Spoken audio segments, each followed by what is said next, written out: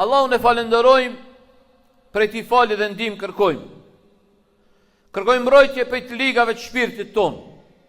Atë që Allahu subhanahu wa taala e udhëzon në rrugën e tij të drejtë, nuk ka kush që e humb, ndërsa atë të cilën le lën të humbur, nuk ka kush që udhëzon në rrugën e tij të drejtë. I dërgojmë salavatet Muhammedit alayhi salatu wassalam, familjes tij të pastër, shokëve të tij të ndershëm, dhe gjithë atyre që ecin dhe e ndjekin rrugën e tij me përpikshmëri. Të nderuar vëllezër, në gjumon që e lan pas, kem paralajmëruar se do të flasim për tawakkulin, mbështetjen në Allahun subhanahu wa taala. Tawakkuli është një prej veprave të zemrës dhe prej veprave më të dashura të Allahu subhanahu wa taala. Është vepër prej veprave të zemrës që Allahu te bareke wa taala e don dhe e kërkon prej neve këtë. E don dhe e kërkon prej neve këtë gjë. Ajetet edhe hadithet që na flasin për tawakkulin janë të shumta në Kur'an. Unë kam zgjedh disa me i përmend për me tregu peshën e rëndë që e ka ky adhurim të Allahu te bareke wa taala. Thot Allahu ba'da a'udhu billahi minash shaitanir rajim, wa tawakkal 'ala al-hayy alladhi la yamut. Dhe mbështetu tik tek ai i gjalli i pavdekshëm. Ai i gjalli që është i pavdekshëm. Pastaj thot, fatawakkal 'ala Allahi innaka 'ala al-haqqil mubin. Dhe mbështetu në Allahun ti o Muhammed, se me të vërtet ti jeni një të vërtet të qartë. Pastaj thot, wa tawakkal 'ala Allahi wa kafa billahi wakila. Mbështetu tek Allahu, Allahu të mjafton ty si mbrojtës i joti. E ajetet shumë të dashurit e mi, që ndoshta me nis me i marë, gjitha me i përmen, kishme na marë shumë hutbe, po ne që shkem thonë, ma para për sëris ato, nuk do të thotë që një tem e kem trajtu edhe e kem qitë piken. Jo, kohë pas kohë vjen, kem me folë për tawakkulin edhe herave tjera. Kanë me folë edhe herave tjera se ka dhe shumë qka, edhe shumë qka me u thonë. Pejgamberi sallallahu alaihi wasallam, dashurit e mi, shëshaj këtë hadith të Omer ibn al-Khattabit radiallahu anhu, wallahi billahi, me shtim praktik që të hadith pejgamberi sallallahu alaihi wasallam një jetën tonë, kish me na u zbukuru jeta. Me kriju kësi bindje, në zemrat tona, jeta jonë kish me pas kuptim. Plot njerëz sot, në jetën e tyre, pse s'ka kuptim jeta e tyre, se ju mungojnë këto. Ju mungojnë këto gjëra. Që shka po thot pejgamberi sallallahu alaihi wasallam, law annakum kuntum tawakkaluna ala Allahi haqqa tawakkulihi, la ruziqtum kama yurzaqu at-tayru taghdu khimasa wa taruhu bitanan. La ilaha illa Allah. Që kjo mundon sot njerëz dhe e ki po rizku dashurit e mi, sot rizku po i bën edhe me u përlan njerëz njëri me tjetrin, me u idhnu njëri me tjetrin, me u hatru njëri me tjetrin.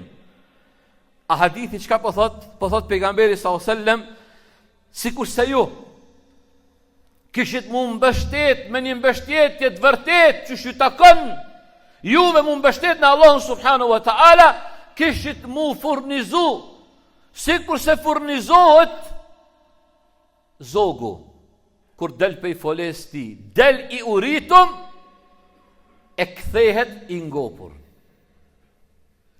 Wallahi billahi, mos kujto që rizkun që Zoti ta ka caktu mundet me ta marrë dikush. Bilem ka thonë pejgamberi sallallahu alaihi wasallam, rizku ju ndjek sikur se ju ndjek e gjeli. E ka bën dikon e gjeli?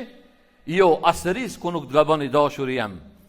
Dëshaj këtë burr të madh, ka qenë një burr i madh, e ka pas emrin Ibrahim ibn Adham. Ibrahim ibn Adham. Kaloi një ditë pranë një burri e pa të mërzitur. E pa të burr të mërzitur, edhe dashni me ajap Ibrahim ibn Adham një ders, një mësim. Tha, o ti njeri, tha, Unë kam me të pyet për 3 gjëra. A pranon tha mu përgjigj? I tha burri po. Ibrahim Edhemi e pyeti tha, a ndodh në këtë botë ndonjë gjë që Zoti nuk e do? A ndodh diçka në këtë botë që Zoti nuk e do? Burri tha jo. Mirë tha. E dyta, a mund të paksohet për ty një çast i jetës që Zoti e ka shkruar për ty? A për burri tha jo. E treta tha, a mund të mungoj prej teje ndonjë e mirë që Zoti e ka caktuar për ty? Burri tha jo. Atëherë tha pse tër kjo mërzi? Pasi këto trijat, çka të pyeta për to, gjitha ti kishe bindje se nuk paksohen, jo ndorën e Allahut, atëherë pse po mërzitesh? Pse kjo mërzi? Wallahi disa njerëz, pasha Allahun, e mërzitin veten për gjëra që s'duhet mu mërzit. Ndërsa për gjëra që duhet mu mërzit, ata as që e lodhin kokën. Sa për njerëzve lodhet në dynja për çështjen e rizikut ti, ndërsa nuk lodhet për ahiretin e ti. Se din, i shkreti se ahireti i ti është i përjetshëm, ndërsa dynjaja e përkohshme. Ndërsa plot për njerëzve sot lodhen të varpu pas dynjas. Mërziten për rraqet e dynjas e se çojnë kokën për gjërat e ahiretit. Wallahi këta janë të shkret. Dhe duhet me këshyrë me synin e njerëzve të shkret para të dashurit e mi, kushdo që mbështetet te Allahu me besim të sinqert. Allah i hap dyrt atij, ja hap dyrt e rizikut, lumturisë, lehtësisë, suksesit, nga e pret dhe nga nuk e pret. Pe mbylli me këtë ajet, këtë hutbe. Thot Allahu te bareke ve taala, "Wa man yatawakkal 'ala Allah fa huwa hasbuh." Po du me cit ajetin edhe përpara, që ky ajet çka e përmend atash ndërlidhet me temën tonë. Po du me përmend një ajet para kësaj, para këtij ajeti që ndërlidhet me jetën tonë, që na lodhemi. وَمَنْ يَتَّقِ اللَّهَ يَجْعَلْهُ مَخْرَجًا وَيَرْزُقْهُ مِنْ حَيْثُ لَا يَحْتَسِبْ وَمَنْ يَتَوَكَّلْ عَلَى اللَّهِ فَهُوَ حَسْبُهُ. Thot Allahu subhanahu wa ta'ala, kush i druhet Allahut, ja ka frikën Allahut, Allahu i hap rrugë atij ka i se pret. Dhe e furnizon me furnizim ka ai nuk e pret. Dhe kush mbështetet në Allahun, Allahu i mjafton atij. Wallahi billahi, e lum ajo zemër që mbështetet në Allahun subhanahu wa taala, ajo zemër që i mbështetet Allahut, i mjafton Allahu tebareke wa taala. أقول قولي هذا أستغفر الله لي ولكم ولسائر المسلمين من كل ذنب فاستغفروا إنه هو الغفور الرحيم.